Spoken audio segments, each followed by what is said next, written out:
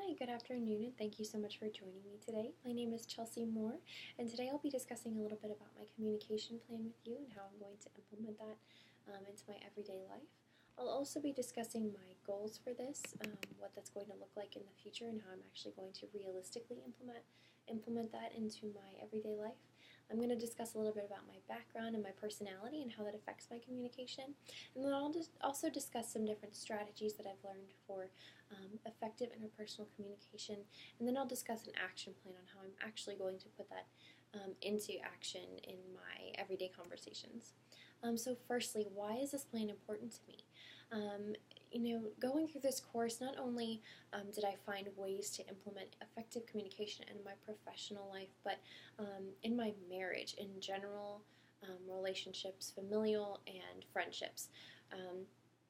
One thing that I really want to get out of inputting this communication plan into my life is effective communication in my marriage. That's one thing that I would love to see improve, and I believe that it can using this effective communication plan.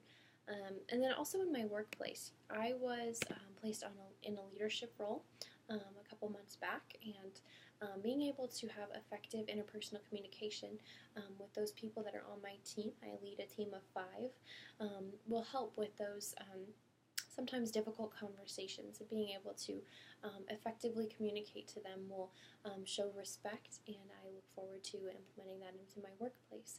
And then also for my future plans. So I went to Liberty University to get my bachelor's of psychology, and then working towards what I am now, I'm working in my human services degree for marriage and family counseling. So that's something that is my goal. I would love to be a marriage and family counselor.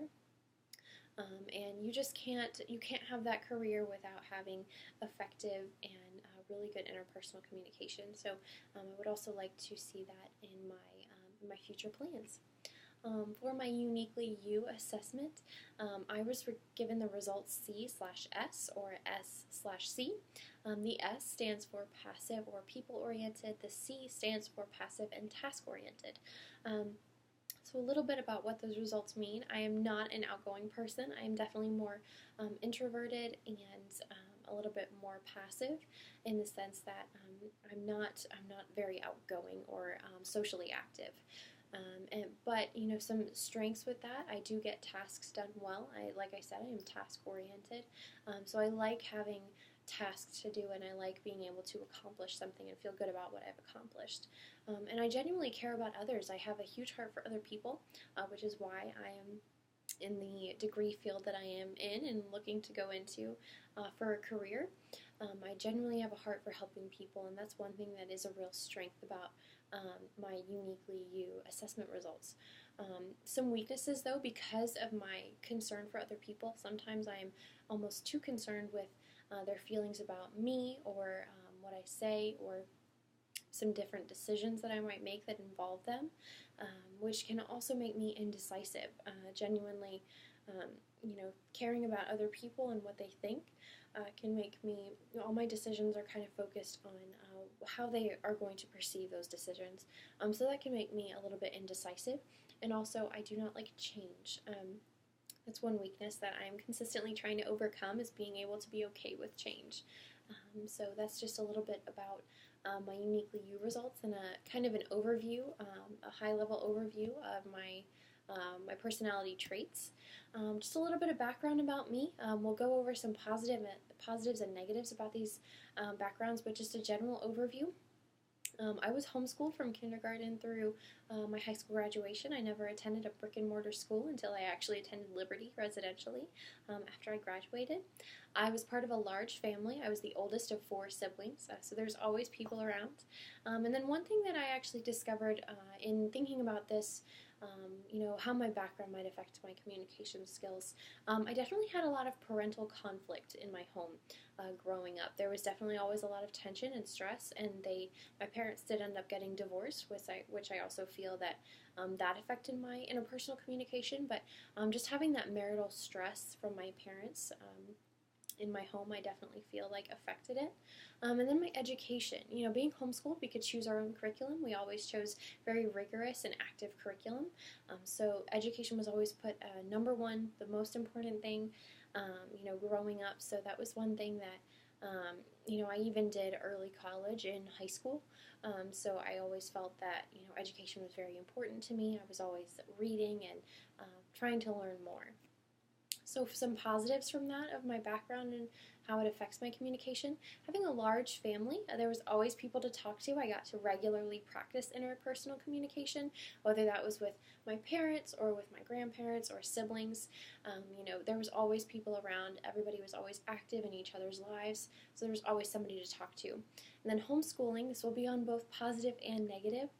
So for the positive aspect of homeschooling, we had to, because we were home, we didn't attend school, we had to search out finding other people to communicate with that may not be part of our family. So that was one aspect of kind of stretching our communication skills. And then education.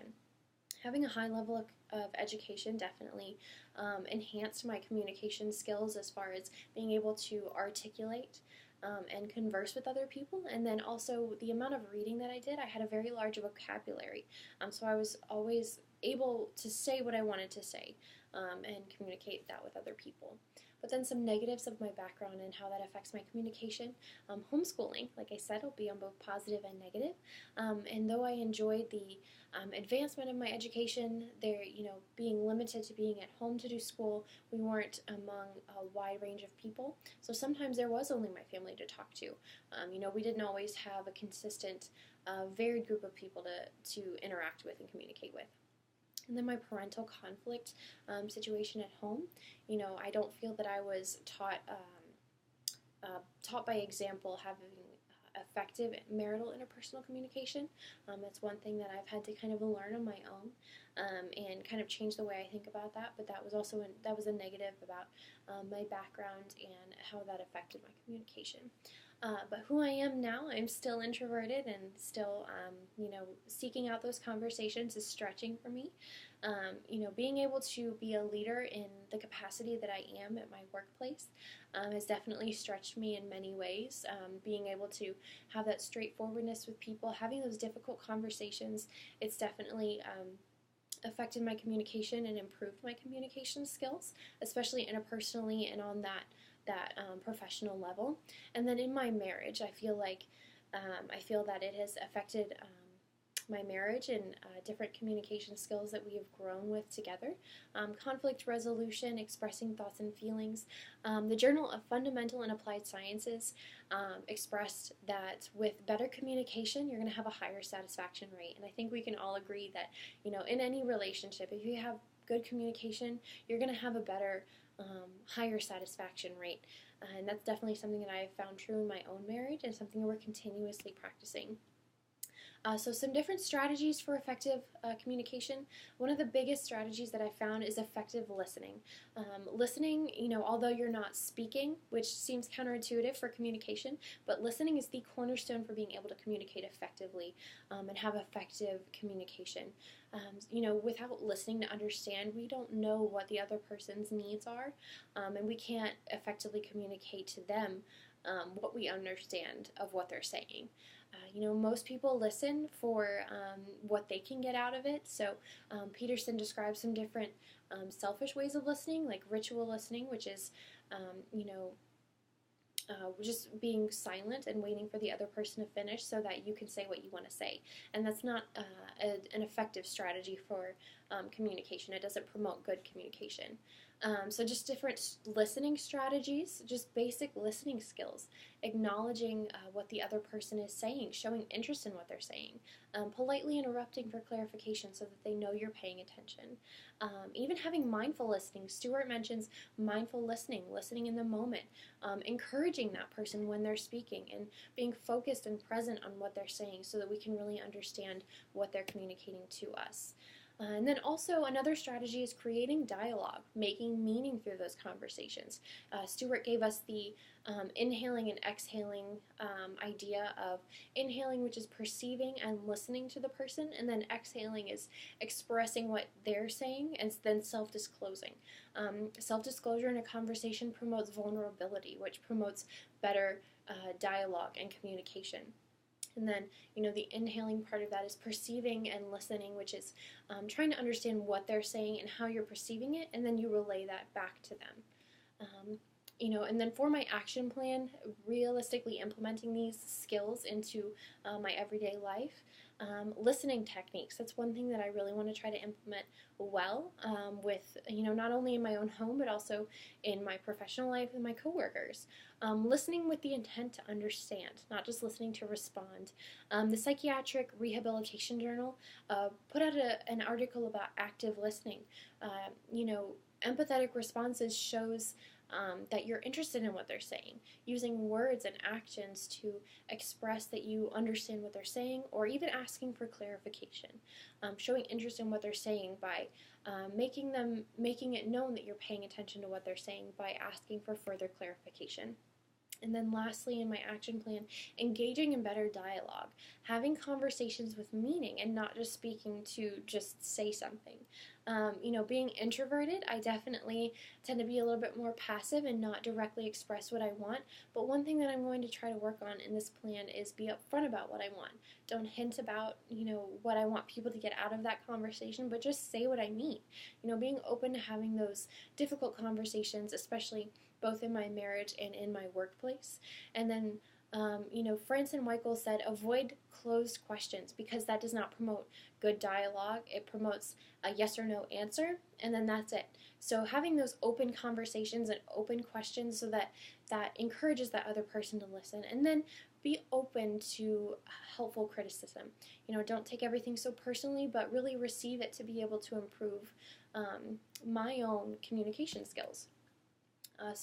In conclusion with all of that, my communication plan is mainly about having better active listening and better interpersonal dialogue, being able to really hone in on those skills in my workplace and in my marriage, and then using that for my future career goals.